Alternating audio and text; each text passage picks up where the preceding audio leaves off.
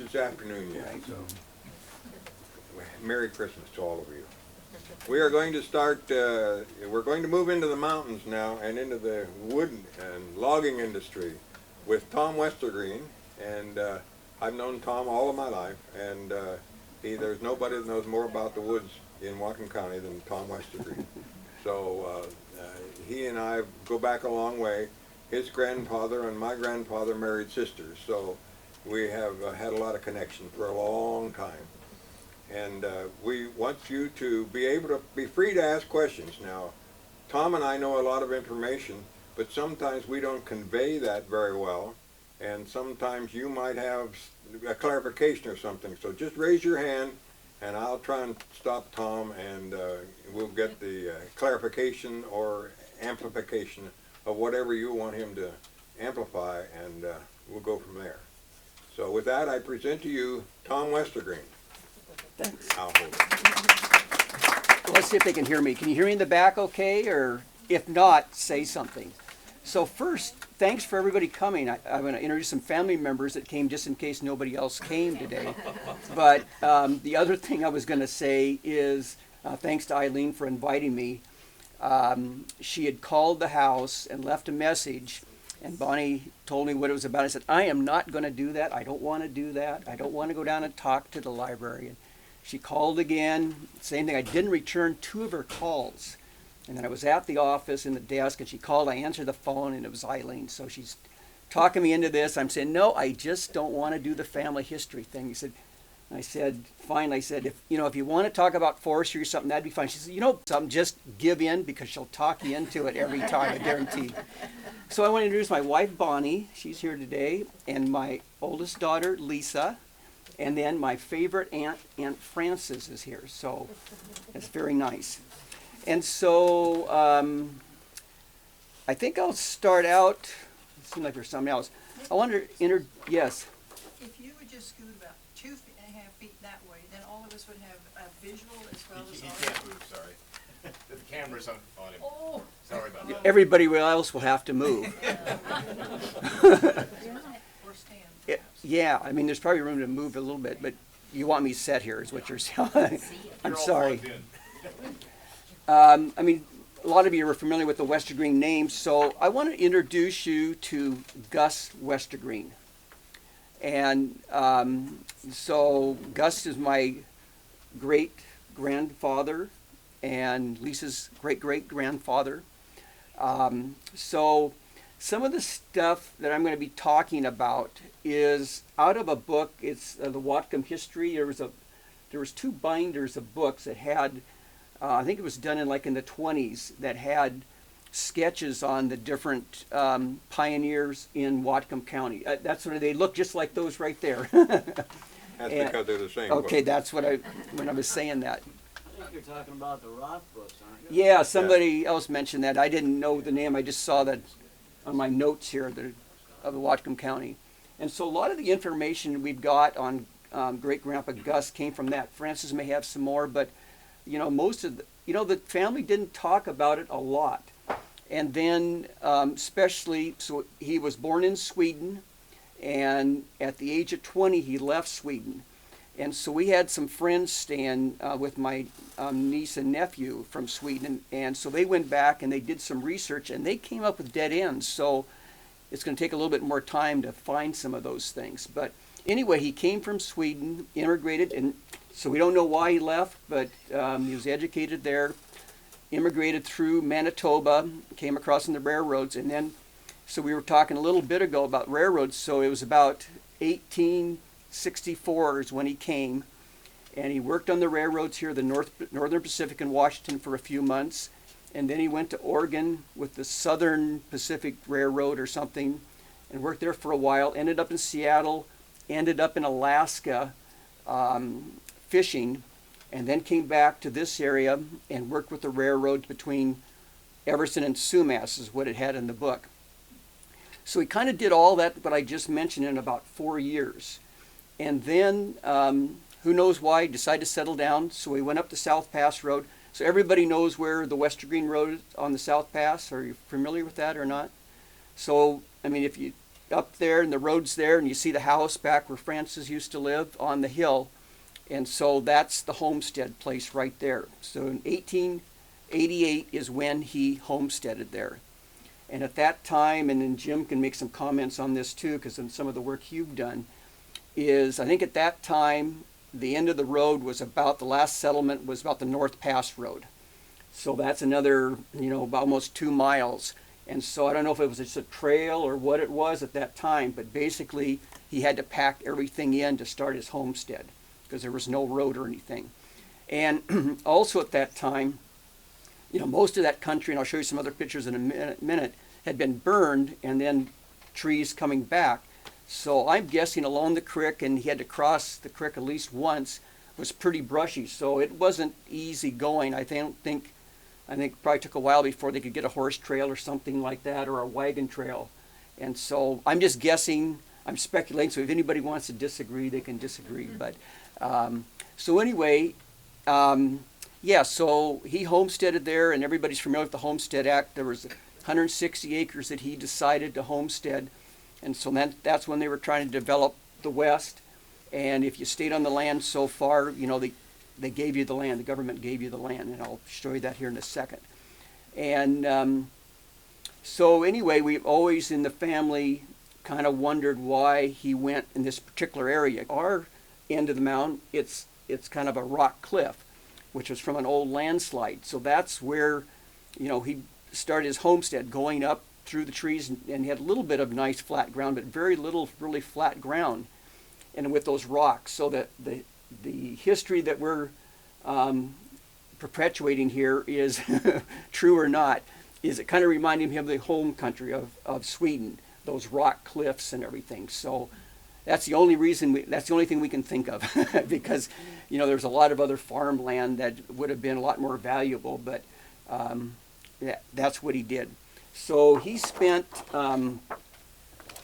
so the next 5 years they're getting that ready, and then the document, it's Francis had the original. It's up at Gene and Jeannie's at the place, and so this is the when he got the property from the government. So it's in section 24 and 25, 160 acres, and this document is in 1889, and it was, I'm not sure if it was signed by or for, but the President of the United States then was William McKinley.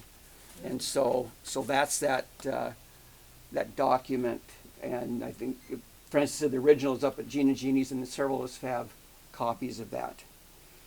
And so, again, some of this sketchy history is then in 5 years after he got there, is he was married, and his wife was Selma Soderquist, and she came from Sweden also, and she had been an orphan. Her parents had died when they were small, and so, you think back how some of this happened, why they came, how they came. It's just amazing. So she came, and they were married in 1893.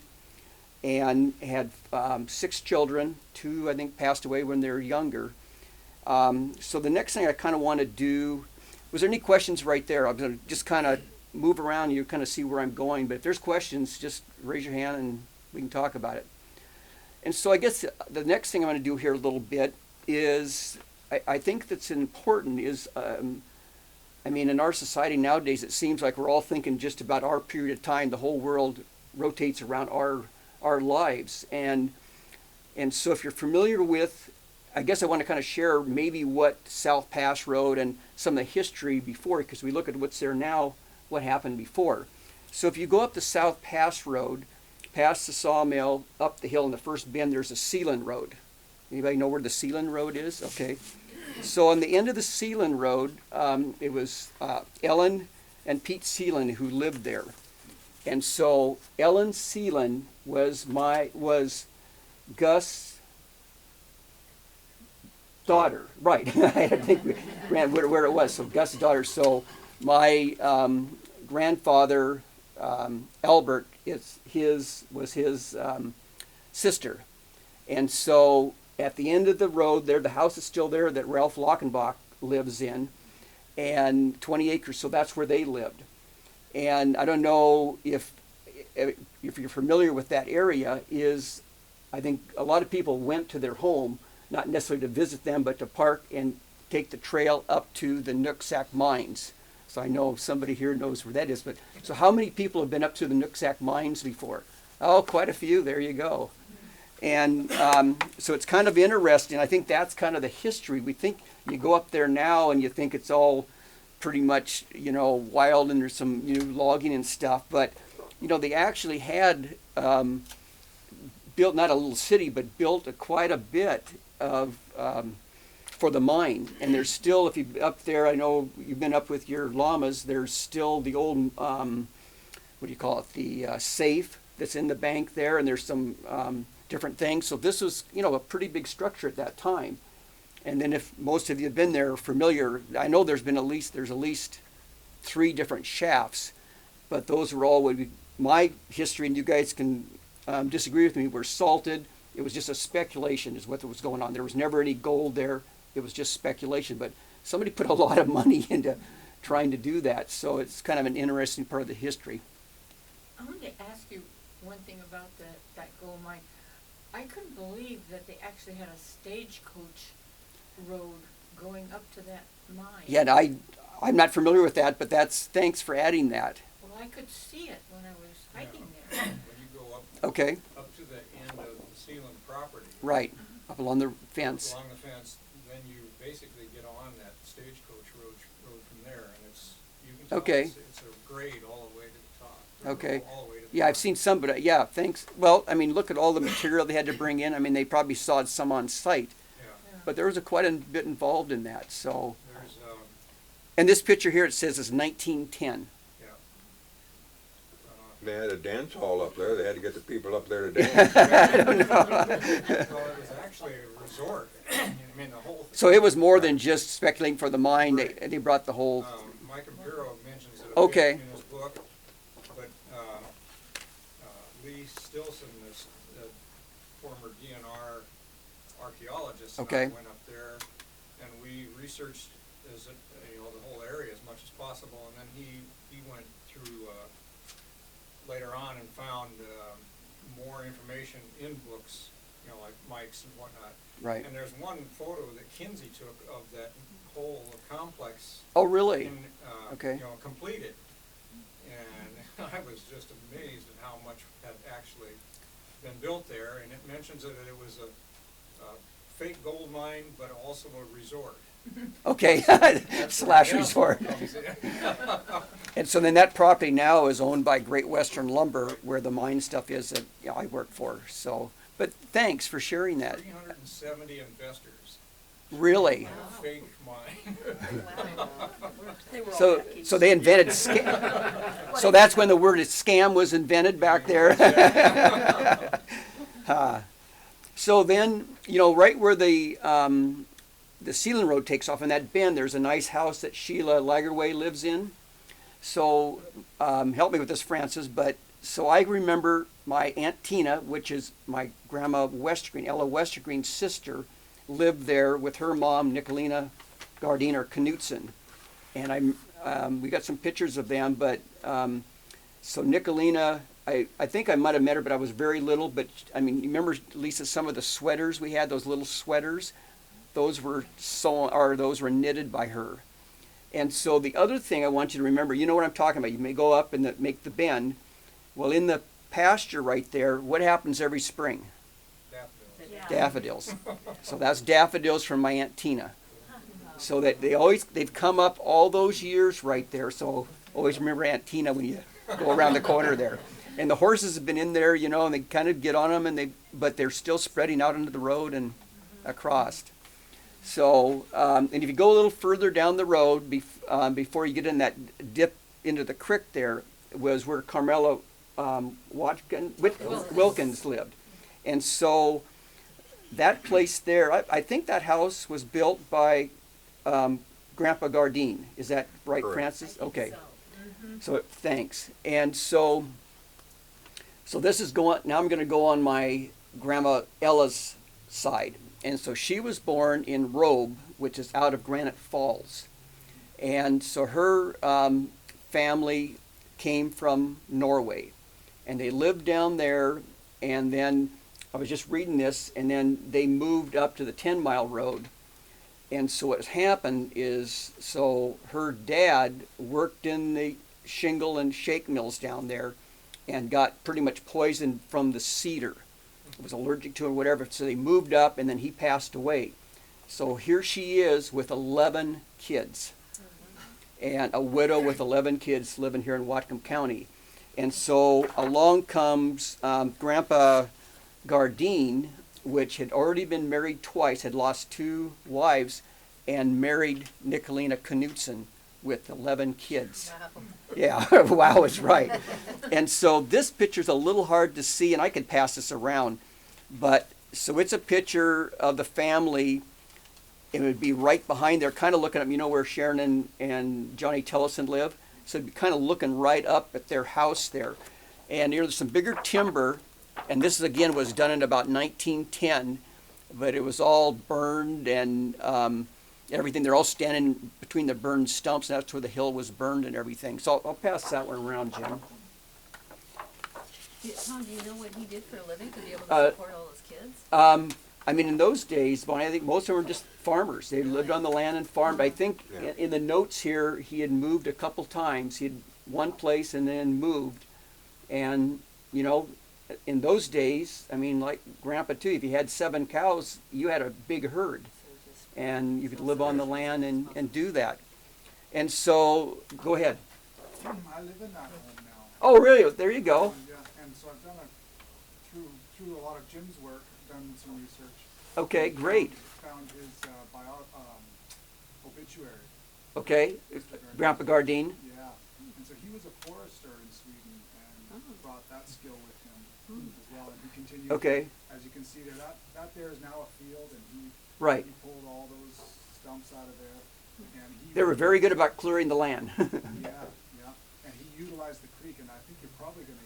That's was my next picture. Have you seen that picture? I have. It's extraordinary. Yeah. It's taken the same day as this. Right, exactly, because the same kids and everything. So this is Breckenridge Creek, which is right below where the farm is, taken the same 1910. But if you can see what it is, I'll pass it around. But they had the creek dammed up. So now we're the dip in the road, we call that the fill. Before there was a bridge there, and then there was this dam. And I've been fishing up there, and there's a place where, have you been down the creek where it's real narrow there? That's the property line, yeah. That's the swimming hole right there. Yeah, and so you could see where it'd be easy to dam that up. And so then, because a lot of the mountain, CMS Mountain had burned, and it was just snags, cedar snags. And so there was a number of different little shake and shingle mills. There was one up by the homestead place, this one here. So they were just floating the blocks down the creek into the pond here, and then they went into a flume, and then the mill was down at the bottom of the hill, kind of where the Indian land is, down at the End of the Brant Road. Yeah, in that area, right, exactly. And so is that, correct me, so that's the same history you've been digging up? Absolutely, yeah. And shingle bolts. Yeah. Flume and send them down, Right, right? right. It's extraordinary. And so then 2 of Grandma's brothers were killed, drowned in that pond. So we lost the 2. There's some little kids here, so 2 of the little brothers were lost in that mill pond. But so what I just try to do is when you drive up South Pass, you'll think about it like I do now, a little different when you look at those areas like that. So those aren't the greatest pictures, but they show a lot. And then I think I'll do one more that has, so how many have been up to Hidden Lake on Sumas Mountain? Okay. Nicolina in the boat right here, and they're fishing, and there's a cabin in the background. So if you lived on South Pass, that was the vacation resort. So if you didn't go to anywhere else, you went up to Hidden Lake. That was the big deal, and there probably wasn't, there's a good trail, but that was about it. But so that was really interesting because she was a pretty big lady, but they got her up there and they're in the boat. Well, what is she doing? She looks like she's rowing the boat while he fishes. At that time, was the popular trail up there through your property? I'm Or was it from assuming Sealand? I'm assuming it was came up through the Westergreen Road. Yeah. I don't know of any other trail. I mean, that's how it always was when I was a kid. I'm assuming it was that way. I think the main trail that went to it came up through from the gold mine. My wife remembers walking from Glen Echo School up over the mountain and down to Hidden Lake. Because that's You not can do it easy. both ways, but now it's private off of your property. And, Yeah. and then there was another trail up through the Westergreen property. Right. Right. But it was longer than this one, because there was no road to the Westergreens Right. at that point, so you had to walk off to the Westergreens and then up the mountain on the end. This one you go straight up, and the road up, as you said, the road went up clear to the mine, so Right. you only had about 2 miles to the top of the hill and then half a mile down the other side. Hey, Tom, I found remnants of that house or cabin. Up on the lake. The lake, several years ago. And that, there's a bit of a history on that Aaron School ground too. Right. And those two brothers homesteaded that piece. And then if you go west of the lake up on the hill a bit, before you get to that other pond up there. Yep. Right. The only true cut stumps up there are what I'm figuring were trees that they used to build this cabin. Yeah, the cedar snags. Because Right. everything else burned, Right. Is it also called Lost Lake? Well, yeah, it goes back and forth. I had to look. Yeah, Hidden Lake, Lost Lake is kind of interchangeable. Yeah. It's now owned by the Nooksack Valley School District because Alvin and Moberger gave it to them as a recreational place and an educational place. Takes kids up to and teach them about local. So a portion of Only it. part of it. Right. Only part of it is in school trust or whatever they call it. Oh, it wasn't even school trust. It was. Not school trust, it was Yeah. a private donation, right. Right. That's not the full lake, that's only No. part of the lake, and the rest is, I think, DNR? No, there's No? two private Two private. owners there, and That's one what- was the Fox family, and I'm not sure if they still own that. And then the other one was Hogan's, and I know they had that for sale. I think they sold that. It was a 10-acre piece. Yeah, it was, There, so the uh, school was more on the south end, South end. and the other end yeah. was the other. I know his Fox family. In fact, Two 10-acre pieces at the north end. right, and they tried to build a cabin there and never Right. finished that. But the Boy Scouts used that a lot. They had developed that some. Oh, it's beautiful. And then you've used it for a lot of your Yeah, stuff. it's lovely, it's lovely. Yeah, yeah. But I think that's written as to the school children of Whatcom County, Yeah. so it's all the schools. But some way Nooksack got, and- It was given to the Nooksack school system, but, yeah, it was written to the children of Washington State. okay, I wow, have his folder, by the way. okay, The teacher that was holding that, the school gift, okay. and he gave me all of those documents. Okay. Any other questions on that? Are there descriptions and things of Aaron's, the Aaron folks, what they Oh, agreed, or some. what they had and all that? Yeah, the details of it, yes. Yeah, okay. Yeah. Huh, I'd like to see that. So what I've just kind of gone through is, I mean, we're all familiar with it, but how things have changed and, Connected. what's that? How they're all connected. And when you connected, review all yeah, this with the us. families It's and- familiar to you, and Yeah, we've never understood quite the spider web of it all. yeah, and I'm sure I've just, Big family. yeah, but hit just the tip of the iceberg on this. So, go ahead. I was gonna mention one other thing. You mentioned that you didn't know why, the reason Gus came, and I don't know, but Håkan Hovander came Okay. over at the same time. He's another generation older. He was a successful businessman when he came, but there were 3 reasons he left Sweden. Okay, He'd grown up on a farm, but he wasn't the firstborn, so he didn't inherit the farm. So he went to the big city, right, and he learned a skill, which was brick building. okay. And then he learned a profession, which was building design. And so he was a successful man when he moved to the United States. Right. He was 60. He had children. He had 6 of his 7 children were born in Sweden, and they were all coming of age. And in Sweden at the time, and he came over to first Seattle, a lot of places, but Right. it was about 1890, and up here a little bit after the gold rush.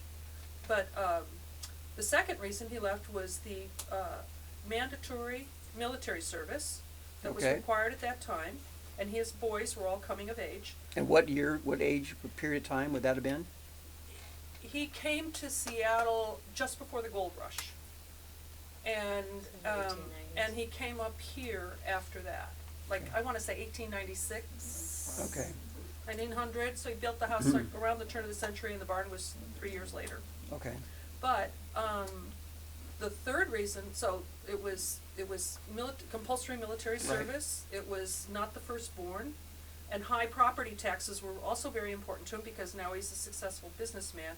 So that was another, high taxation, military service, and at that time, the relationship between church and state was inseparable. Mm-hmm. And that was not to his liking. Okay.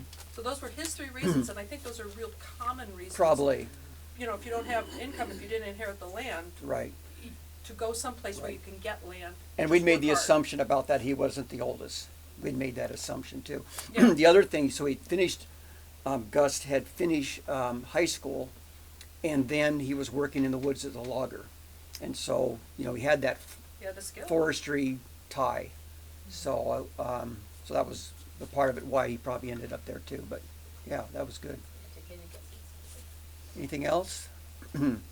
So back to the homestead then, and so they had 6 children.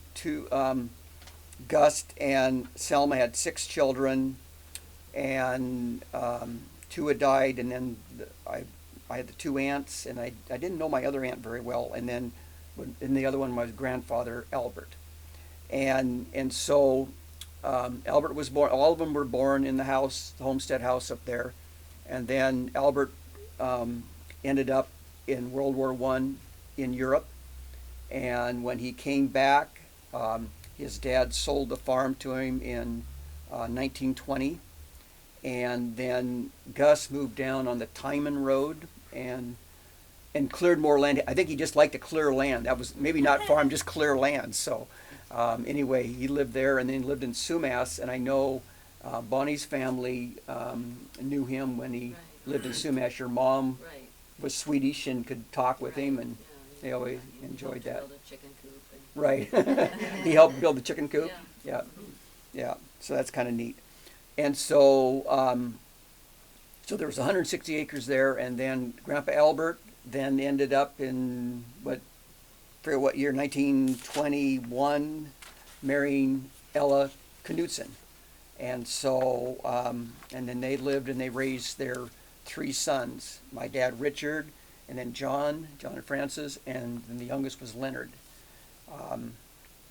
So I know there was good memories there. I remember Dad always talking about during the during the Depression, things were tough for everybody, and they felt they did just great. You know, they lived on the land, they had everything they needed. They traded firewood for flour, whatever they needed. So during the Depression, where it was tough on a lot of families, they felt very fortunate to have the land and be able to live on the land.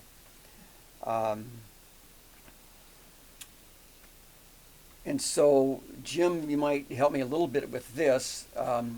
Talking about schooling here is, I think they said Albert went to the South Pass School, and I'm assuming that's the one down where Bartels live right now. Correct. Because the building is partly still there. So just if you keep going up past the Westergreen Road and there's a big dip in the South Pass on the right side, I think that one building, because I can remember when it still had the chairs and stuff in it, and I think they use it for storage. And then, so he went there, and then you can help me with this, as far as the Glen Echo School, I think Dad and John went there part of the time, and the only thing I know about this, and then you have to add to it, is I just remember Dad talking about him and John could take their bikes from at home all the way down to Glen Echo without using their hands. So I thought that was pretty dang good. that was pretty good. So I don't know if that's true or not, but I remember Dad saying that they could take their bikes all the way down there with no hands. So That's good. That was good. So I don't know if there was anything else connection there from your research. No, you're doing very well. Okay, well, add in that. So I guess some of the other stuff, as far as on the homestead there, Grandpa Albert, I mean, he was a businessman. He did all the bookkeeping and all of that. I guess he was a horse trader. He loved his horses. And then over time, he collected quite a bit of more acreage.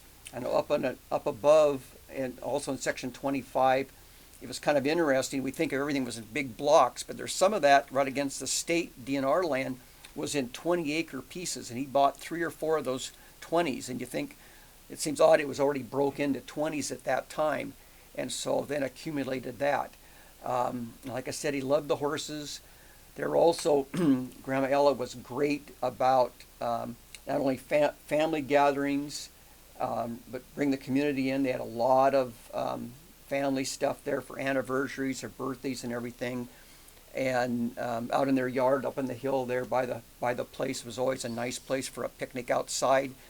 And I just remember Grandpa Albert not liking that because those blanky blank swallows are going to poop in my food. So he would always eat in the house, and we always be outside. And so a lot of family was involved. And then Francis and I looked for it. We couldn't find it, but there was Grandma always had a guest book, and so everybody signed into that.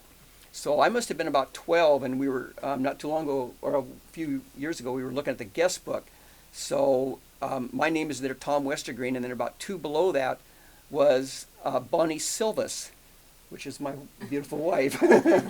And so we didn't know each other then. We were just little kids, but so her family came up a lot. So we met each other then, and then we met each other again 30 years afterwards.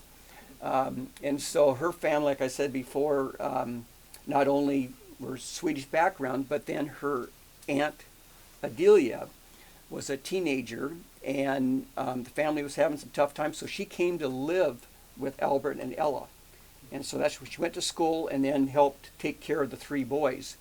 And I know my dad just thought the most of Adelia.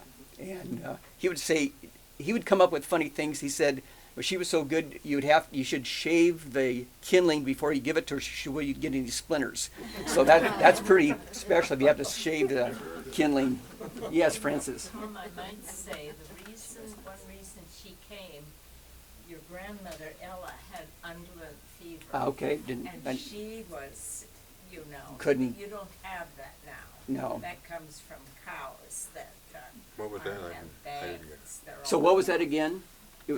It comes from the milk. And what was it called? It was called bangs, and Oh, now bang. all Okay. cattle are tested. Oh, for bangs. Are vaccinated. Right. But she was very ill. In fact, We can ask the veterinarian if she can give a demonstration. undulant fever, and they had put the boys out to the ants, and they didn't think she was going to live. And Wow. so that was I a real guess blessing. Yeah. with Adelia being there, Yeah. take care of the boys. Yeah. So that was kind of the main things I wanted to talk about, and so maybe some discussions or questions. I mean, I can talk about forestry stuff also, but if there's other family things or other directions we want to go as a group here, that would be great, because that was kind of the main things I wanted to start with, and we'll see where we can go from here. Yeah, Russ? So, Tom, I had a question about the old growth timber on the original homestead that Gus had, and if that was a possible rationale for his choice. That's an excellent question. So what he's asking is maybe why he went there, because it was a really nice stand of timber. And the answer is there was very little timber there. Because if you get out of here and you look at the top of Sumas Mountain, there's a couple units have been logged, but a lot of that timber you're seeing, it's about 150, 160 years old or somewhere around that, but the whole mountain was burned black. Because up toward the top, we call it the bald spots, is what Dad called it. I mean, it's coming in with brush now, but it was just rock for a long time. And when the original surveyors went through in about, I think in the 1870s is when they went through and surveyed that. I know in that one section up on the top of the mountain there, I mean, they usually would put a post in the ground. they had trouble finding enough wood to do that, and so they just put a big pile of rocks. And so a lot of that was pretty well burned. And so, I mean, there was, like in that Grandpa Gardine picture, there was some old growth down there. So there was some, but not a lot. And even then, Russ, it was real scattered, because you get further to the north at our place up there, there's not a lot of old growth stumps like you'd find up at Saxon. Right. There's a lot, and there really wasn't. In fact, on part of our property that overlooks into Sumas there, right above the Meinecker Road, I mean, there's a piece there that Bonnie and I have that was never logged, and it's like pure maple. So that area had just been burned and burned and burned, and I mean, there's places where you can see where the old growth had blown down, but it was kind of maybe in a few scattered areas, and there's still some scattered bigger trees, but they're about that 150 years old. And so there wasn't really. Partly, I guess I thought it was maybe easier to clear because it was smaller, so we didn't have to clear all the big stumps. Yes? Were those fires natural or man-set? I wasn't there, I don't know. They did burn intentionally, at least in the valley, Yeah. a lot of, maybe not the Coleman, hillside, but Coleman, the the best story we have is Coleman, when he climbed the mountain in 1868. There was a fire that started up on the Fraser River. It burned to the Columbia. It burned all summer, and it burned all the way, all of western Washington was burned that summer. And Coleman talks from the top of the mountain, Mount Baker, he could see nothing except clouds, except smoke. And when was that about? 1868. Okay. And there were other fires that, but one of the problems was the Indians, that's the way the Indians cleared land, was fired. Right. And if it got away from them, they didn't worry about it. And I think over what I was telling you about with the maples, I think that's exactly what was going on, Jim. Is, you know, they were down in the flatlands there, and some of that they were calling the fern patches. There were fern prairies down there. Right. Yeah. It was too wet to grow trees, and Right. So if one of those Keep the burned, prairies open. it would burn up the hill and make a lot of nice deer habitat. And there was a big fire in '84. It burned all the way from Bellingham clear up to the Fraser. So it burned the whole county. One nice thing they said about it, all the stump piles in Linden weren't there after the fire. oh, okay. But neither were the houses either. They say that, The houses, There weren't that everything many else. in 1880. yeah. The way they saved their furniture is they dug big holes and put all their furniture and everything in the ground, and then buried it, and then dug a hole for themselves. That's the way they survived the fire. Wow. Oh my heavens. So, because they knew it was coming. It took several days to get there, Right. so they knew it was coming. But the- I haven't written about that yet, but I've done a lot of That's reading. interesting. Yeah. Well, it's just so interesting, because the trees, certainly in the valley, they were so large and dense that they were burned in order to just Right. put up a farm. Well, and I think the other thing too is, I mean, you see the Kinsey photos, and you just assume the whole country was like that, and it wasn't. I mean, there was a lot of areas that had been, naturally burned from, lightning strikes and things. So, there was a mosaic. It wasn't all just big old growth from sea to the top of the Most of hills. those Kinsey pictures weren't in Whatcom County. No, but there were some. But yeah, but you're right. They were south. Yeah. Do I have quit? Oh. The best information on that is Tennant's survey notes in 1873.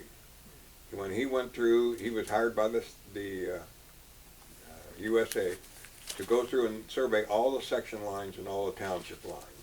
And he wrote a description of every line. So they're 1 mile apart, so you can tell what kind of country he went through. And you're going to find almost no mention of old growth. No. Almost all of it was jackstraw, down timber of one kind or another. And much of it was, at least the whole central part of Whatcom County, was underwater a lot of the time because of beaver dams, and so they never could grow any big trees. So, but anyhow, Well, I should have brought that. some of the history is better if you know the history rather than the apocryphal stories. But I should have brought it because with these pictures, I had a picture of Tennant's survey crew that did this area. And then we've got a lot of the original notes because, when they went through and surveyed, they're just using a chain, which was a metal chain, and they're doing the section lines like you said, and then setting the section corners. Well, obviously and there were, everybody knows a section is 640 acres. It's a mile by a mile by a mile. So they were setting that, and then they would set the quarter corners. And so obviously, those weren't exact. Nowadays, we can, some of those sections were a little off, or they were a little bit off, but you still try to use those original corners. So a licensed land surveyor, you don't redo it to make sure it's 640 acres or 40 acres. You use whatever those worth they can find them. So I know with the DNR and my friend Denny Demeyer, I mean, they've done a lot of work trying to find those original corners. And so to do that, you use those original notes like you're referring to, and they're really interesting. They're all handwritten, and it has, so they're looking more for farmland and timber. So they make a lot of references, not farmable, or because it's too rocky or steep, or and the kinds of brush was there. So it's real interesting. It gives you a lot of history, and in that 1870s period. And that's of time. really the first written records we have of what was here Here. in Whatcom County, or any place. Those survey notes are on every place in the United States. Yeah. So those are available every place. But that was the first time anybody tried to go to. They could homestead as early as 1865 with the homestead law. The homestead law was 62, but the first time they could homestead was in 65. But they couldn't homestead in Whatcom County because they didn't have any survey lines till 73. So those people who came before became squatters, and they could homestead then as soon as the lines were established. Did they do the border earlier than that? They surveyed the border in what, Good question. 1850s? The border was in 62 or 3, something like that. Okay. Wow. Yeah, it wasn't much And before that was that. just the border, so then it was The 10 border years was later done before they first, yeah. started working their And way they did- south and They did some of the east, right? major lines, the range lines going north up the guide. That was done before. Yeah. That was kind of the baselines that he worked from. Right. And I think the Canadians use the same system of surveying. I think what they have up there is the same as what we have, so it doesn't change to metric all of a sudden. I think they use our original surveys. I still can't believe that the Canadians, the British, ran a crew from the Canadian side. We ran a crew from the U.S. side, and it was just nothing but wild brush. And they each set a point where they thought it was, and then they'd get together and decide where the point was between the two, and they'd set it, and all they had was to navigate is by stars. They had nothing to go by but stars, and I have no clue how they got that accurate. And so they both redid the same line? Yeah. Okay. But they were never more than 30 feet apart. Huh. The farthest apart was 30 feet. That is amazing. And some of them are exactly the same. I can't understand that, because the Canadians hiked down like up to Chilliwack, and we'd come up the Skagit, and they'd get together in a camp, and they'd put a point down, and that was the border. And the Canadians would come in and put another border, and then they'd get together in a conference and say, well, we think this one's where it is. And they put the mark there. And that is forever the mark of the Canadian border. And it's amazingly accurate. Now they've got satellites and everything else. It's almost right on. It could have been like this. There's one How place could they do there's one place where they have 2 fire lookouts, almost next to each other.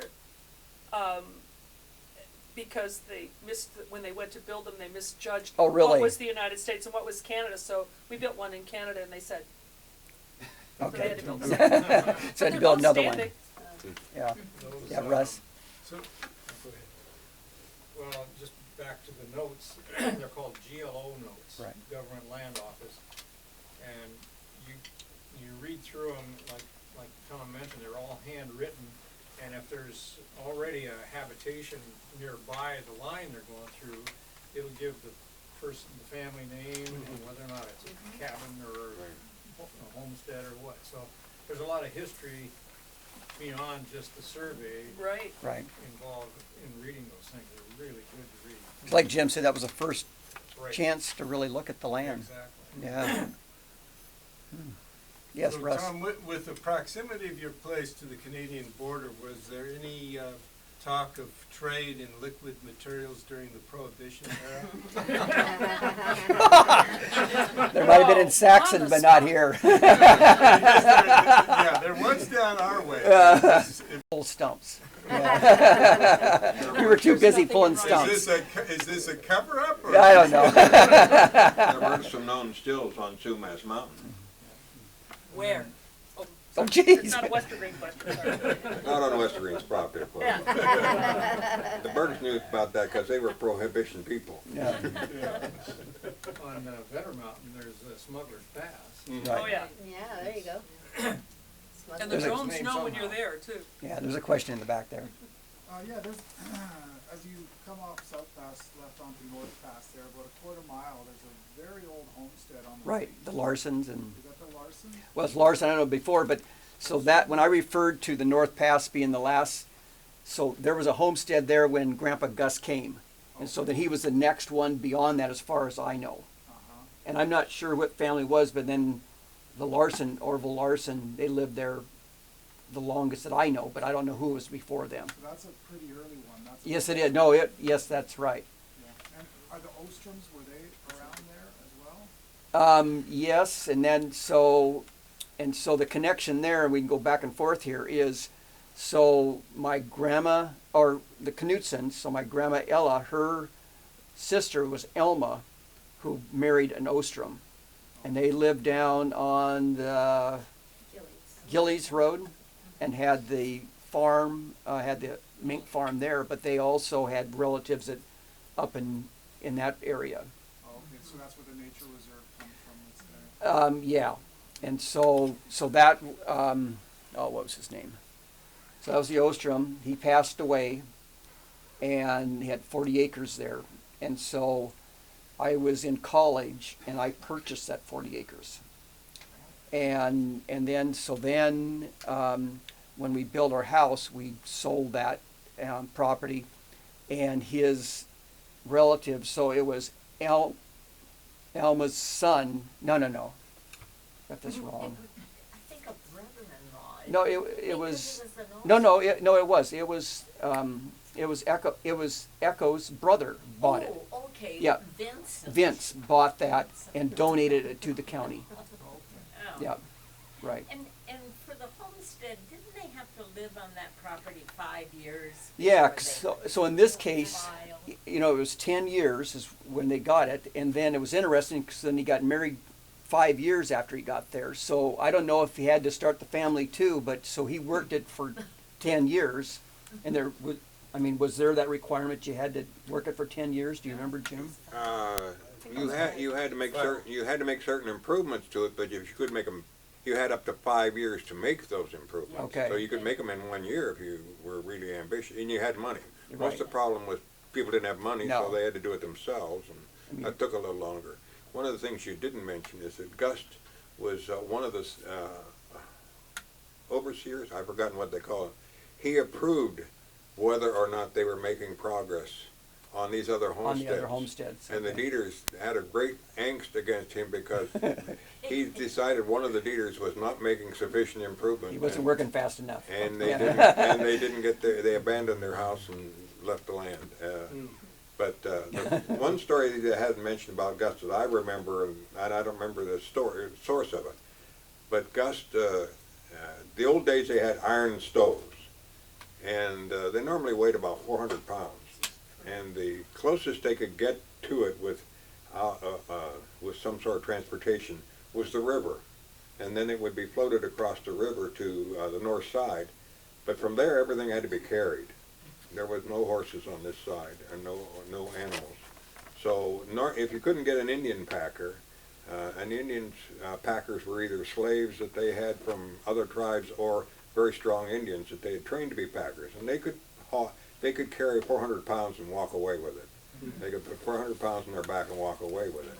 Well, Gus is supposed to have been able to pick up that stove at the crossing and pack it all the way up to his crossing on his back, intact, without taking it apart. And I think my great uncle took 4 trips to get to his homestead, which is only a couple miles away. But I've always wondered what kind of build Gus must have had to haul a 400-pound. Desperation. Yeah. I mean, you just think about that. I mean, it wasn't just the stove; it was everything else had to be packed in and then clear land. But I know when Gene was remodeling the house, I'm not sure if some of those are the original studs or not, but it was kind of interesting when you asked that, Russ, about the old growth, because some of those studs in there, they were rough sawn, but they were real fast growing, you know, like second growth and big knots and stuff. So it wasn't you think everything back those days was all beautiful vertical grain fir, but it wasn't. Whatever they had there, they used. But it's kind of neat when he opened that wall up and you could see some of those original studs and stuff. He kept, my son kept telling his grandmother, because there wasn't any insulation in that house, and he said if anybody was ever gonna do anything, don't have them blow that insulation in, because it would be such a pain if you were gonna remodel. Oh. And so she never did, she never had it done. Never had insulation. Anything else on that? What's the story on the name South Pass? I do not know. You should know. The original South Pass went up what we now know as the Sorensen Road. It's a highway, it was called Road 160. Billy Sorensen asked me to chase that down one day, so I have the actual document. But it came up what we call the telegraph now, which was, and then it came from where it intersected the telegraph at Big 160 and went straight east. And the South Pass, as we know now, didn't come in for years after that. Went straight north, and then to the North Pass, and then went across the North Pass, up over behind Dieter's place there, to what is now the South Pass, and then went up the South Pass. And it was, the reason is one of the Ostroms, I think it was, but anyhow, somebody who had a little problem with alcohol, used to walk home at night, and he would always walk through the woods from the Sorensen Road through the woods to the North Pass, because that's the only road he knew when he wasn't met his compass.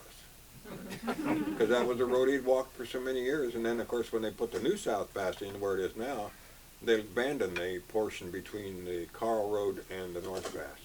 Well, I shouldn't say they abandoned. They still own it legally. They still maintain it. So yeah, I think it's our relative, the Ostrom, that in the place I was talking about. So that made it a lot easier, because the story I heard, you'd find him coming home at night and a little bit tipsy, following the line down the center of the road. So Right. you had to be really careful when you're driving, because he was walking down the center of the road, find his way home. When I moved there on Sorensen, right where you're talking about, about 30 years ago, Okay.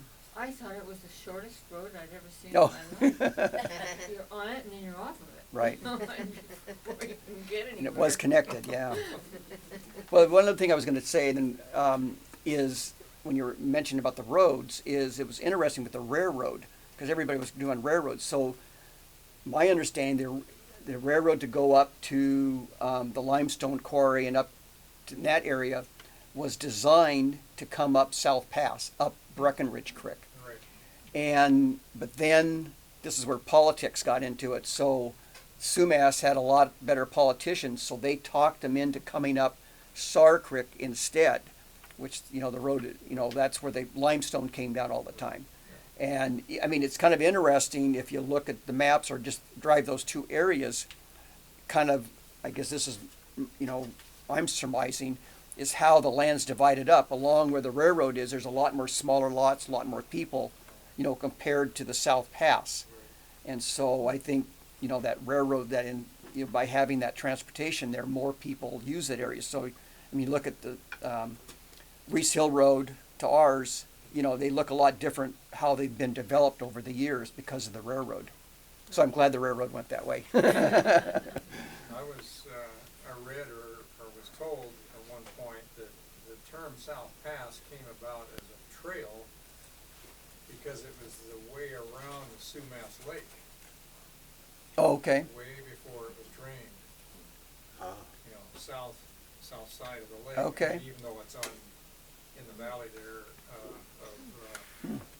Better Mountain or whatever, but that was the route. That was an old Indian route. Yes. Came down Columbia Valley and From Columbia, that makes sense. actually came down along Better Sumas Dike. Lake? Yeah. came along the bridge. It was a gigantic estuary from the Fraser River that came in from the north. I've read where it was considered the second largest inland estuary, second only to Chesapeake, or someplace over there. Okay, wow. And, It was tidal. It fluctuated with the tide. right, yeah, well, the river does too at that point. Right, Right. yeah, that's because. Yeah. Yeah. And the land drops to the Fraser River Quite from a- here. Remember when it flooded So in Sumas 89, was it flooded. went Yes. north. Because I know Bonnie's family lived off the Rock Road, and I know their kids would dig up Indian arrowheads and stuff there, because that's Indian camps along the edge of that Right. that book lake. right up. Well, one of the things Tom hasn't gone into yet, and certainly the Westergreens are the pioneers in the field of tree farming certainly in Whatcom County.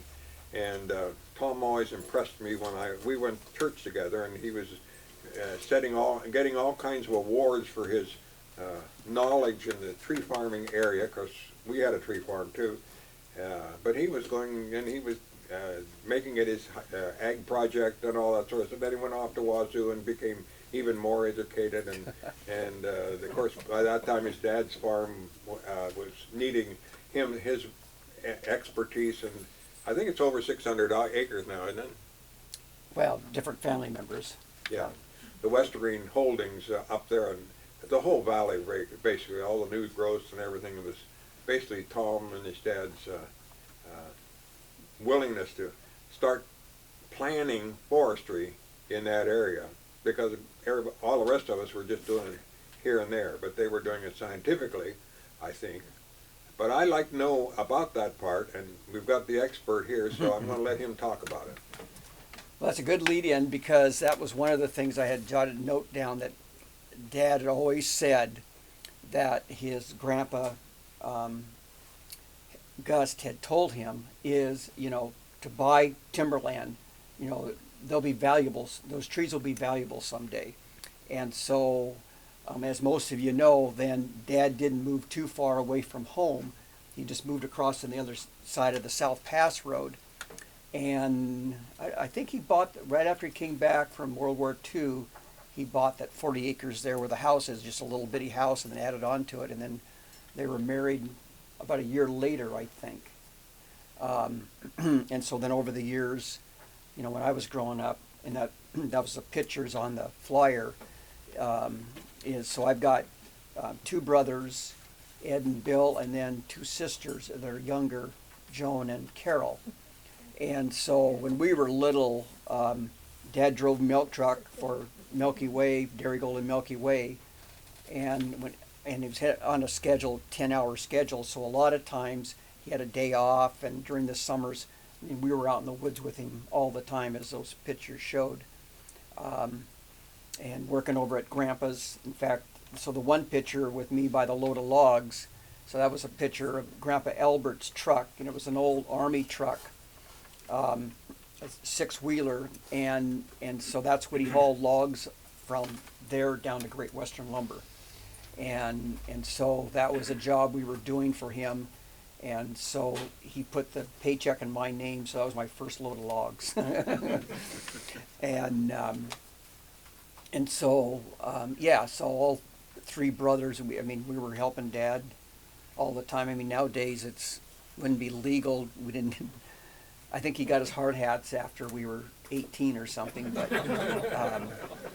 Didn't your mom used to tell that story about they had you in a little wood box and they were out there? That's a cardboard box. Well, I don't know. So what Bonnie and Lisa are referring to is, so one of the stories was, so Mom came, she was a parrot, and they were good friends with Frances. They went to high school together, but she didn't have any logging experience.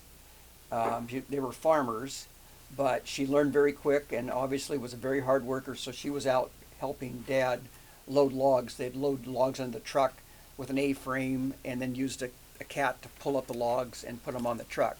And so what Bonnie was referring to is, when I was little, before I could crawl or anything, they had me out there in a box so I wouldn't get away or something, and then doing that work. So, that was just part of it. That was, added income that was needed. So, I think, I mean, not to get all the details, but I think that one thing that's kind of unusual, we've been a fortunate family, is that we've kept all the homestead, in the family, the whole original homestead.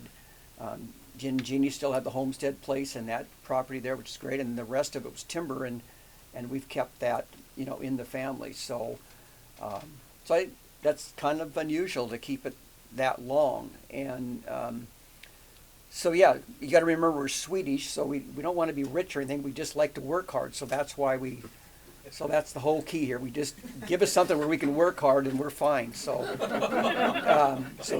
tree farmers is perfect for that. You can work as hard as you want. You don't make a lot, so then you have to keep working. So that's just Swedish heritage. So I think that's, yeah. When were your first plantings? The first trees you planted? Well, I can remember, Francis, on a Thanksgiving where Grandpa Albert had, I forget their names now, the brothers come up and log up right below the bridge, up at the bridge or right above the bridge.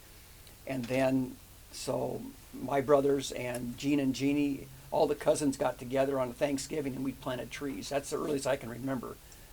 And so a lot of the stuff, it's kind of interesting. Now I'm getting too deep into forestry, but okay. The other thing I was going to say is, if you've come up to our place and you've kind of looked at that, is there anything unusual about that area where the homestead is? And you probably know what it is, but anybody else, know what's unusual about that property? I don't know anything unusual, but I thought when I first moved here that it was such a beautiful, beautiful. Because it was kind of up on that flat. Yeah. Well, you know what that flat is? That's a toe of a landslide. Oh. And so here, I'm a forester. I mean, know all my life, but it was only about 5 years ago. Is forget his name, Paul Pittman from the county had a LiDAR photo, and so LiDAR was fairly new. Before we always had aerial photos, but everything's flat. Well, on the LiDAR, it takes away the trees and everything, and it shows you on a flat piece of paper. It shows you the land in 3D. And you look at that, and all of a sudden you say, we live on a landslide. Yeah. So the whole property came down, and where the house is, it's kind of like this. That was the toe of the landslide, because it was always odd how that was kind of clay and fine material. Well, it was further up. There's a big rocks. There's these huge rocks. The picture that has John and Richard and Leonard on this big rock. It was up by that was the big rock. That was a big deal, and that was from when the mountain. And back to what I was saying, that side of the mountain has that big cliff there, and that's when that all came down, and so behind the barn, if you go up, it's just kind of an even slope. The road is, because that was that landslide that ended there, and so and then it's kind of, everybody's sensitive about landslides now because of OSO. So if you get a permit for harvesting trees, or if you go to the county, when Gene was going to do something, he was going to put the shop in. The county said, we can't do that, you're on a landslide. So the landslide was probably after I'm not sure if it was before or after the glaciers, but I think probably just after glaciers, so you're talking like 10,000 years ago or something. But so anyway, but that side of the hill is completely different than where we live on the other side, over more by Sumas, where up there it's a lot more fir and hemlock and some cedar, and there is the hardwoods, but not as many. And so some of the original stuff that Grandpa Albert did was not really planting. It was more parcel cut, a lot of natural seeding. Whereas on our side, there's a lot more brush. There's a lot more vine maple and sandberry. So once you log, the brush comes in before your trees do. So it takes a lot more work to get the trees growing. But it's a little better site. The trees grow a little faster also once you get them going. But So you're planting conifers, though. You're not planting any hardwoods. No, that's not true. Oh, you're planting hardwoods too. So that goes back. Some of you get enough forestry is red alder comes in, after a disturbance, if it's natural or whatever. And so that was a real common species. But back early in my career as a forester with, GP, And then at home, we spent most of our time trying to get rid of alder. Well, Right. what happened in the Northwest, back in the 30s, 40s, and 50s, a lot of the old growth was logged. There was no planting program, no caring for it, and it came back with alder. So all of a sudden, there's this huge red alder resource in the Northwest. And what developed was an industry to take care of that. And Weyerhaeuser was one of the main companies, and they actually came up with markets for that red alder wood. It's used in furniture. What's kind of unusual about it, it's a little bit soft. It's not like, the East Coast species. But what was nice about it, it had the white color, and it would take stain. So you could take alder, which was not a real valuable like black walnut, and you could stain it to look like black walnut.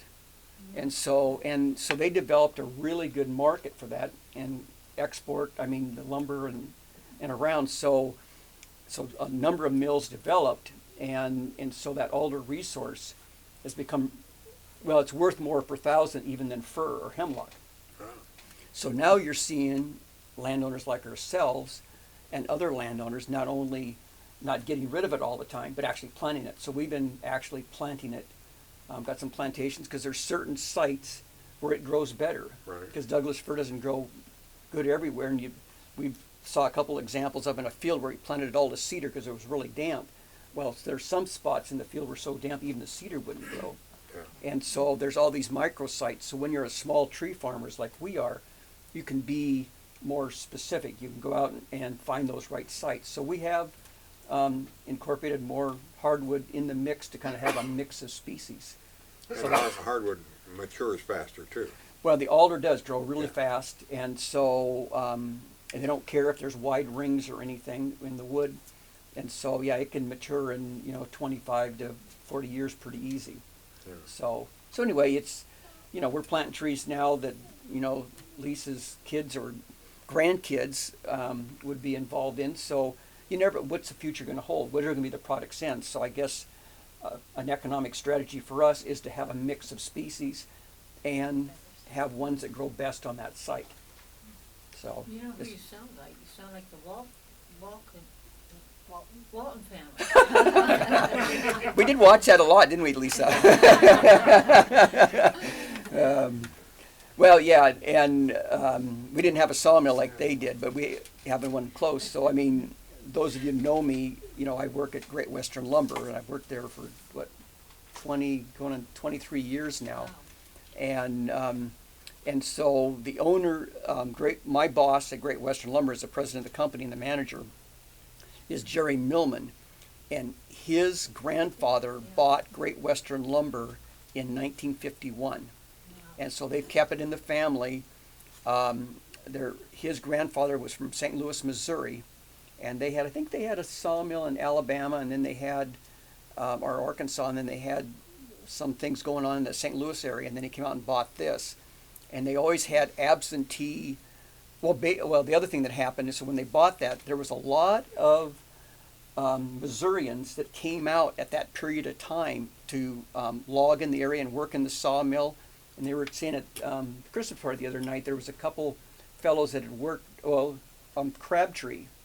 So the Crabtree that owns Linen Sheet Metal, his dad, I might be mixing this one up, but I think they said last night came from one of those mills in Arkansas or Alabama and came out here and was the millwright for the Great Western Lumber.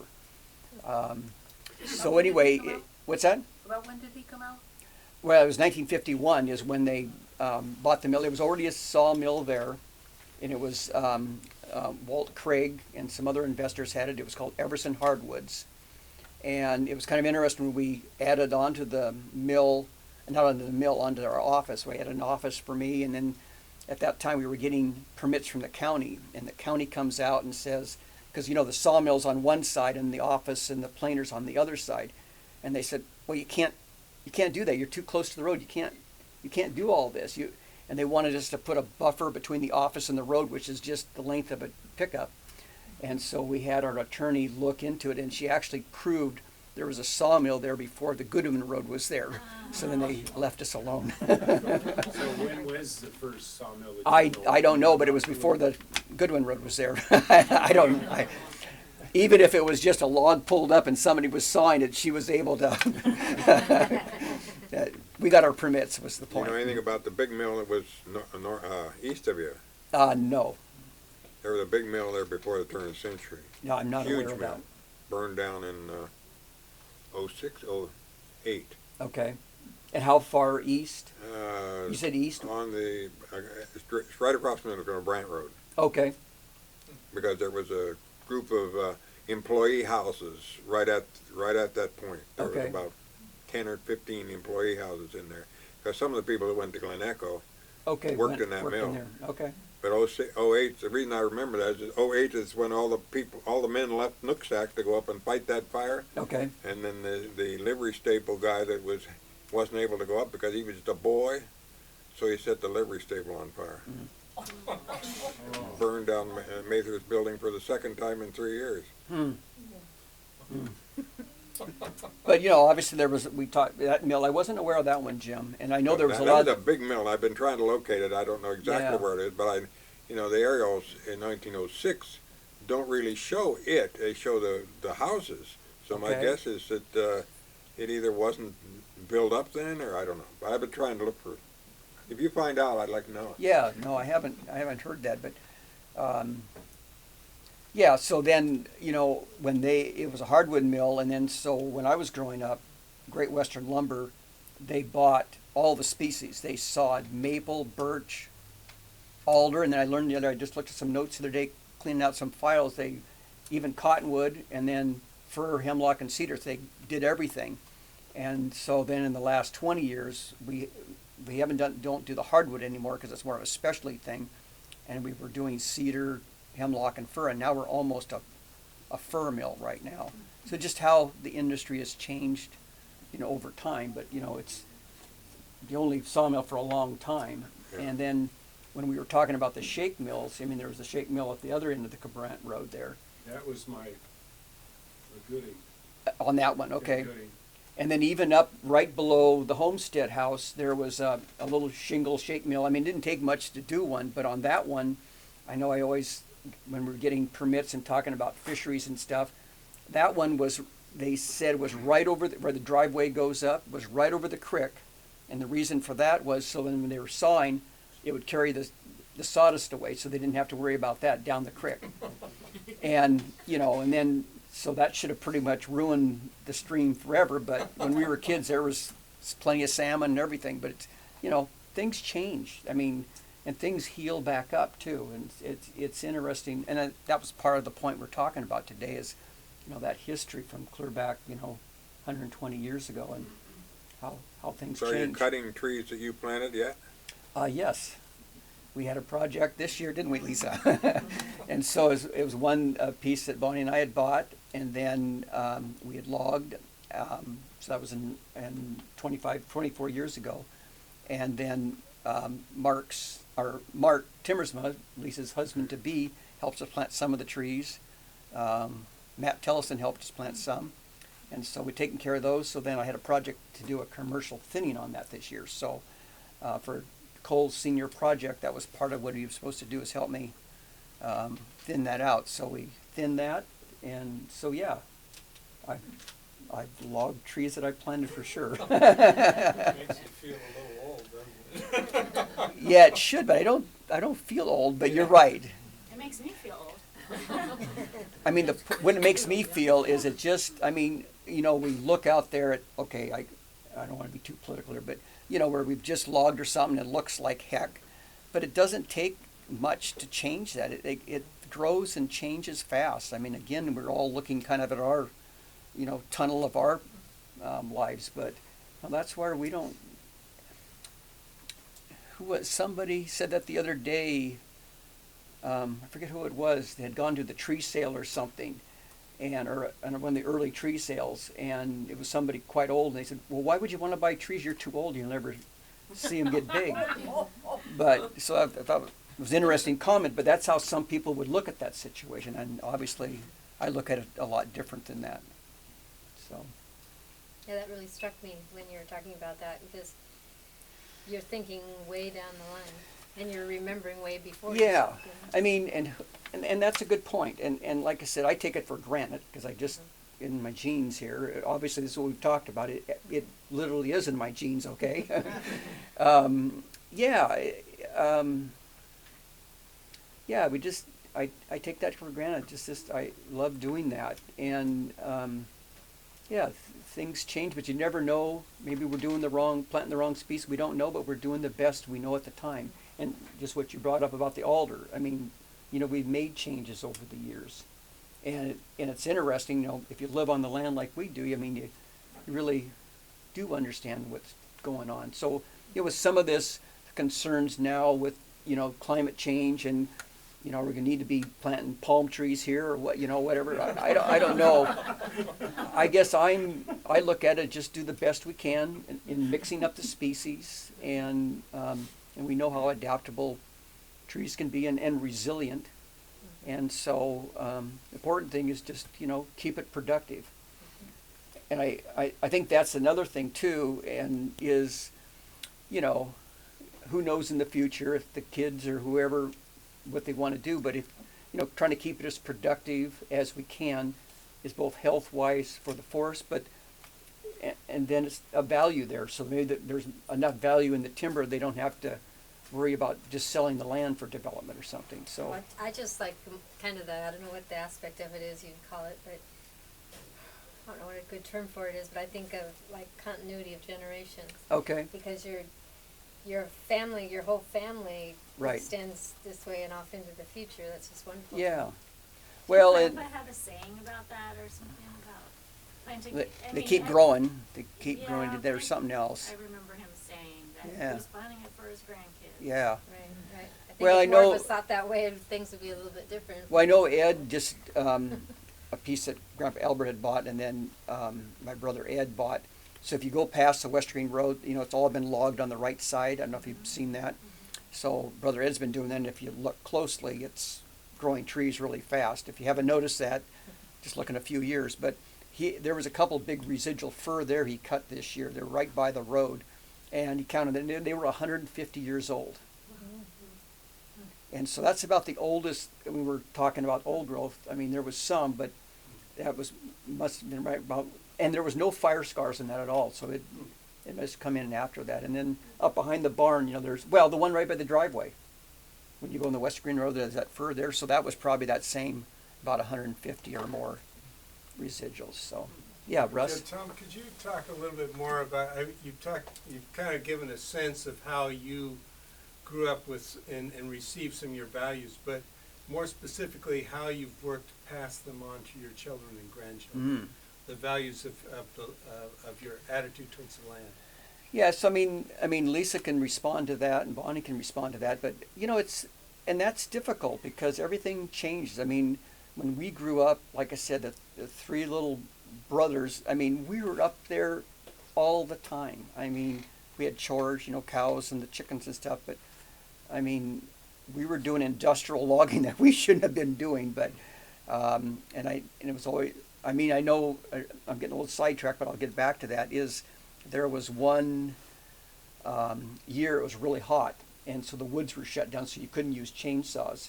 It was up by Lake Westergreen, and so Dad had us out there with a crosscut saw. So we'd never done the crosscut saw like he had, that he'd learned from his father, and so we were cutting cedar poles with the crosscut saw, and so because it was fire season, so it's hot. So we were doing that, and back those days, they went into osier, but they didn't have the debarkers, they had to be peeled. And so you fell them, and then you had to peel the bark off of them, and then you had to cut the knots two directions to make, power poles. And they were fairly, valuable, but that's the only time we ever did crosscut saws. Everything else was chainsaws. And so, that's a good question, because that's what happens to a lot of families. It's hard to keep that continuity. And so, we tried with, the kids have been up in the woods and stuff, but it's different. I mean, we were fortunate, or just, there all the time. But, kids have moved around the country, but, there's still a connection. We're still trying to work on that. Lisa recording this might help a little bit today. He does a good job of involving my kids in little projects, like Cole Senior Project. Right. But also having the kids out there putting sleeves on cedar trees and helping take those off. And Well, the other thing they've done to earn money, Cole did, and then the girls have been, yeah. is peeling cascara. Anybody know, you know what I'm talking about when I said peel cascara? Yeah. Anybody not understand that? Can I explain it? Okay. So cascara, it's one of our species, a native species here, and it's more of a shrub understory tree. And it doesn't get very big. But the bark on that, when we were kids, we used to do it, but it's pretty prevalent around here, is you can sell the bark and it's used as medicinal, as a laxative. So it's a natural laxative. And so, Well, that's handy. One time Julie, one of okay. the children, came up to our house and she went, "Oh, don't tell my dad you got cascara." Come up and peel it. That's great. I remember that. So But yeah, so we did it, when we were kids, and I think it was what, 20 cents? Is it 20 cents a pound? Sounds They- right. I thought it was more They than just that. because I thought it was like 40. no, I don't know. Yeah, I forget. But anyways, they got a so the check girls and- did pretty good. I mean, and They made they a couple $100 each yeah, and they summer. dried it, and it's more if it's dry than it's green. Yeah, And there still is a place that buys it, but it's in Montesano, Washington. So that's a. That's been It a good used to summer be. Your grandpa used to buy the Mitchell family. They at their farm there. They used to buy the cascara. So when we were kids, we brought it to their farm. And then the other thing that the Mitchells bought was cones. Is getting the fir cones and the cedar cones and the hemlock cones off of the trees in the fall, and then they would buy them so much a pound or so much a bushel, and then extract the seed and use it for reforestation. So Georgia Pacific, they had some big fires up in the Blue Mountain areas, and I know they wanted you to pick your grandpa. Was it your grandpa? My dad. Your dad is to pick cones. So I know that's what Grandma Westergreen did. So Grandpa would go up and fall a big hemlock tree, and I think maybe take the butt cut for logs, but it was mostly he was just falling so Grandma could get the cones, and then we'd go over and help her, pick hemlock cones. Went to your dad's, and then I think used for the Georgia Pacific properties, and then I ended up working for Georgia Pacific, thinning those out because they aerial seeded that. Actually went over with a plane and aerial seeded the seed, and then so it wasn't a nice spacing. There was overstocked in places, so then we had to pre-commercial thin those to get the nice spacing in those areas. So there's more circle there. Yeah, Yeah. Does that kind of answer your question? yeah, Some, I guess, yeah. So, I mean, I don't want to get into details, but then, and then, so there's the need there, and I mean, that's all you can do as a parent is, do it that way. And then, with Dad's property, we've set that up in LLC, so it's a little bit easier to transfer and get other family members involved as we go along. So that's the hope. And like I said before, keeping it productive so there's a value there to generate some income. If it's generating income, more likely it would be, kept as a whole. If it's not, maybe not. So I think that answers some of that, Russ. You got a question? No, But that makes sense? Okay. And you helped answer it too. I mean, it is a generational thing. So Yep. it's, And it is, I think, harder these days than it was when he was a kid because there's a lot of other distractions. Right. And we don't live on the tree farm, so we're Right. not there every day. And But there are a lot, yeah. it's a different, it's- different generation. Yeah. Well, I mean, legally, now, even with Cole helping out there, it's pushing the point with state industrial rules and everything. So I was saying, there's so many rules and regulations. Well, yeah, it's I mean, harder to and just have your family. yeah, kids with and you. having your kids, work when they're less than 16 or something. So I remember. Seems like if it's in your family, you should be able to do that. I could see maybe they're not. But there's still, you got to watch that. We're Yeah. a little sensitive even with the kids doing what they're doing. I remember when I was 16, so the log truck we had was an old milk truck. It was flat, but Dad was working, and Mom and I went up and loaded the load of logs, and then I took the load of logs down to the mill down to Great Western when I was 16. So That was a little scary, but I got back, got back home. I think one of the best things that he did besides working with the kids is just walking through the woods, and he's so good about like stopping and observing every little thing. Like whereas my husband and I, when we walk through the woods, we just kind of like shoot right through it, and he notices little things and would teach the kids. But it was nice. I mean, the kids are closer to the ground and have really and really good eyesight, and they'll see the smallest little things that I can't even see. But so so we tried to make that connection, and like I said, events like this help. I was saying earlier to Eileen is my sister Carol that's in Oregon now had watched some of these online, and she thought, and she didn't know I was doing this today, but and thought it was a really good program to connect, the public and family, and so she was going to try to maybe get something going in her little town where she lives in Oregon. So it's good. We've talked about doing this, and it's nice that the library is doing it. So, Tom, also to follow up on my question, can you describe your father's role in helping start the Whatcom County Farm Forestry Association, and then your role?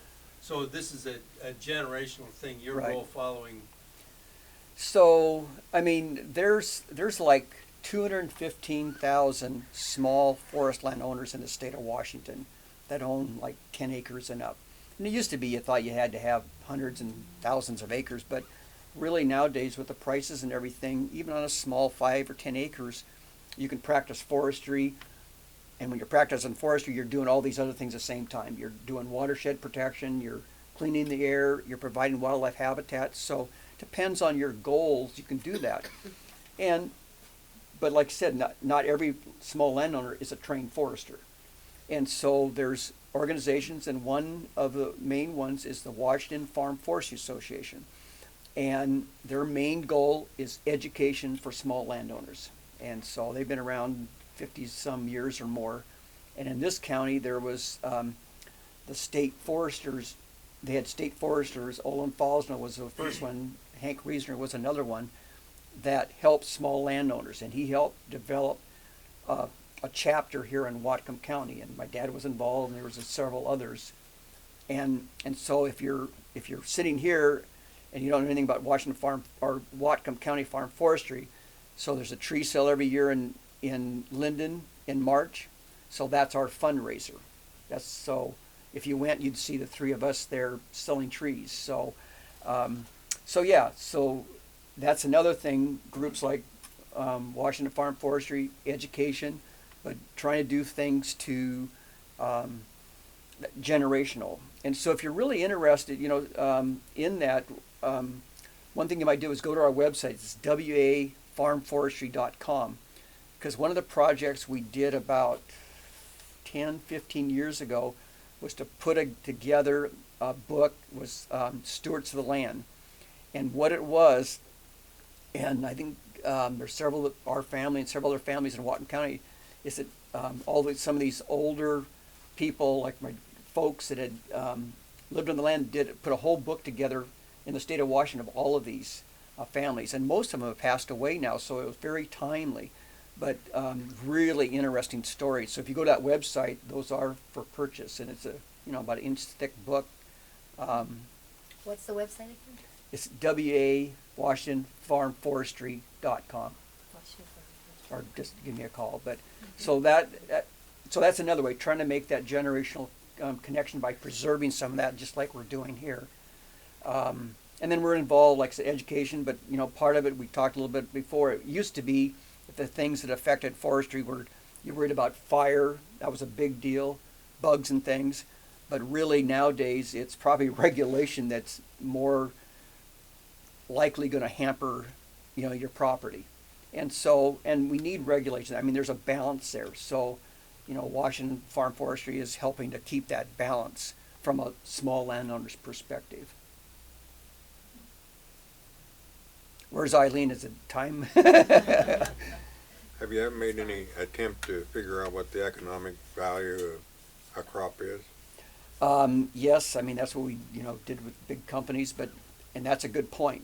I mean, there's a lot of, like farm forestry members and other small landowners, everybody has probably different objectives. Right. And so there's a lot of landowners, small landowners would do just like the industrial companies like Weyerhaeuser would do it on that, very economic rotation of, used to be, 60 years or so. Now it's really about 40, 45 years. But for us, it's really, our tree farm has always been to help out the owners. So, when Grandpa and Grandma, they were, if they needed income, and then when Grandma was retired, we were logging that piece up there for her retirement. And then the same thing with Mom and Dad, it was for their retirement, to supplement their retirement. So, it's when there's need, but the way it's turned out, we're growing more than we cut. And so, and that gets back to the productivity, keeping it to, as productive as you can. And still, even when you're just really just growing timber for an economic value, that's what's nice about forestry. You're doing all those other values I mentioned a little bit ago. I mean, you can do it economic, but you're still providing great, as the best land use for watershed protection and for taking in carbon dioxide, taking in carbon, and cleaning the air, and the best habitat. Especially a lot of these owners are the small, or the low elevation, and so it's providing some of the best habitat, wildlife habitat, we have. So there's a lot of values we don't get paid for that we manage for, so which is good. And there was that one man that came and spoke at one of the forestry tours that you had, and he said that your property had like the best wildlife, like diversity that he'd seen in a long time. Yeah, and I've always talked about that some because, I don't get into the political stuff, but, I went through the spotted owl and all of that, where our federal lands basically now are set aside and there's very little harvesting, so they're basically one age. And the perception was that, that was better for all these species, but it really isn't. It's, you need different ages, you need open areas, you need all snags, all these different things for a variety of, and that's why I've always been happy about our place, because it's probably about as diverse as any ownership there is anywhere, because a little bit of, all of that on one piece of property. I was just gonna say, some years ago, I had the opportunity to tour your property, your family property. Right. And a walk in the woods with you. It was the Women in Timber tour. Okay. Oh, okay, you went on that one. If any of you have ever done this before, the day before Log show. the log Okay. logging So, show right. in June, it's always the second weekend of the So the month. Deming Log Show is Show. the second full weekend in June. Right. And- So on the Friday, That's the right. women, or the wives of the loggers, Yep. Women in Timber, provide this complimentary tour of the woods. Right. And you really must all do it, if you haven't done it before, because they take the Mount Baker school buses. Yep. So you have to leave at 8 o'clock in the morning, and Yep. you have to be back at 2:30 because Right. they have to go pick up the kids. Right. So they run you up in the mountains, and every year it's a different tour. Yep. And it's 3 places they go. And one of the years we went to your Yep. farm, and you walked us through, and it was to hear you talk about it is one thing, but to actually have the opportunity to Yeah. see it. And Like I said, he looks at the ground, Yeah. looks at the sky. It was, Well, and and we're thanks- generations, so we're seeing Yeah. decades of And trees. thanks for bringing that up, because that is an opportunity. That's, it was started back during those tough political times where the spotted owl stuff, and that's where the Women Timber got started, and that's the idea. And so I've been doing that tour, I think 32 years now we've done that tour. So But it was a lot of it was for, politicians and government officials, but really it's for the public, is just to get out, because, I'm doing okay here, but to tell our story in a classroom is very difficult. But put us out in the woods, we can explain it to you a lot easier when you're seeing it. Because when I'm explaining some of these things, each of you has kind of a different vision. But when we're out there and we're all looking at the same stump or the same clear cut or the same whatever and talking about it, then we're all on the same page. And so it's been a very effective way to educate, and I really appreciate that. So that was an open invitation, and so who takes reservations is Alert's office, was it 592-5300, Just know it's on Friday. Yeah, and you gotta get reservations because we'll take 2 full loads of people every year. Yeah, it's. And there'll be advertisement for it, some, but. A little, it's not like you see it advertised, just know it's the Friday before. Well, it really isn't, because a lot of it is, trying to get those elected officials, which are hard to get them to commit their time because they're making these decisions. But it's a good mix because it's them with a lot of the public. And last year we got a pretty good bunch because it was an election year. So then Executive Lau shows up. He shows up every time it's election year, but that's okay. Well, and the other part about that's so great too is while you're going on these logging roads that Right. you would not be able to drive on. Right. And It's behind gates. in addition to being on a bus with a mixed group of guests, Right. every bus has a mix of officials Right. representing all aspects of logging and Right. environment. And the people on the bus are not, in the years past, always pro-logging. That's not what it's about. No, It's about no. an education Just learning. and an opportunity to learn. So while you're buzzing around on the bus, you can ask anything you want, yell if you need to. Right. And there's all this chatter going on. It's just, every minute is worthwhile. Yeah. It's Thanks. a great mix. We use you for advertising. I go about every 3 years. I go about every 2 or 3 years. Yeah. And I always try to drag friends along. Yeah. But it's nice. I Gotta go mean, see that. because I remember at GP, we were going to log a piece down by Cane Lake. And these people were really upset because it was right behind, they thought that was their forest, but it wasn't, right behind their house. And it was going to be like a lawsuit or something. And they came on the tour. They still weren't happy, but they got the concept. They understood it. And, it's a new forest is growing there now. But so it helps to get out and see it firsthand. And they have a really good lunch too. And free lunch. That is the bonus. Yeah. Well, and then, You were fed a great lunch. it used to be, easy because there was a lot of things going on, logging going on, so we could, pick and choose. Now, it's just like at the last minute, I got to, find the one place where you can get the buses to. And so sometimes we've had some of the loggers, their families, we had lunch there, sometimes up in the woods. It is an excellent tour. It is, and you never know. Every year it's different, and you never know where you're going to go until you get on the bus. And I've seen I know ancient- about a week before you get on Yeah, the bus you where do. we're going to go, but I don't know right now. So you see old sites, you see current sites, you see a progression of the way they've done it, Right. logged through the decades, Yeah. quarries, everything. Yep. It's amazing. Yeah.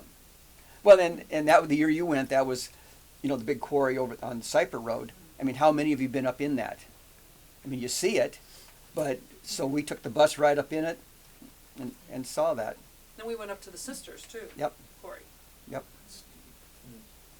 Anyway, thanks for the advertising. That. So you don't see it advertised, the week before the logging show. Just Tom. call me at the mill. Just call Just me at call the mill. Tom. Yeah. So how we doing? Any other questions? Whenever you wanna quit. I think we're got to wrap. Okay. Did Eileen leave? No, she didn't. Oh, okay. I thought you abandoned me. I'll let you wrap it up, Jim. I'll let you wrap it That's up. it. I- Any final questions before we bid? Yes. In the 1970s, I was on what they call the Paradise Valley Road. Yep.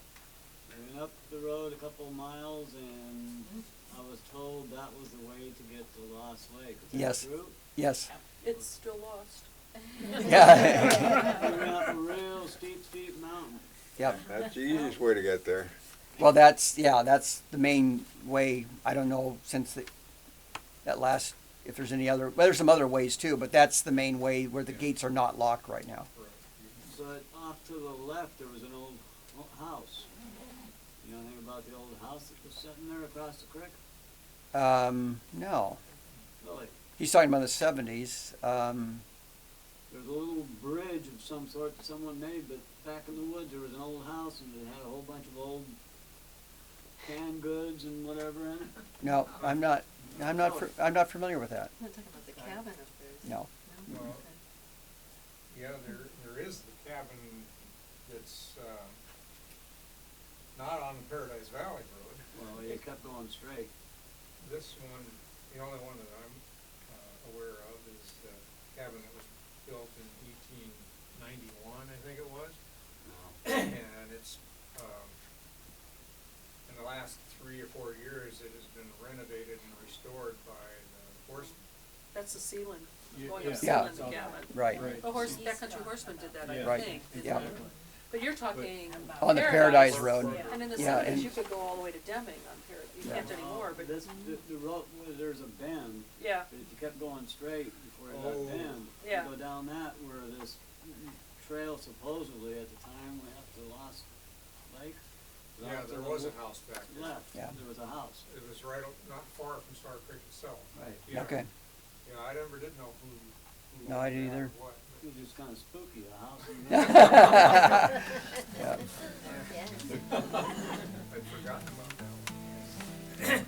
Thank you for everybody listening.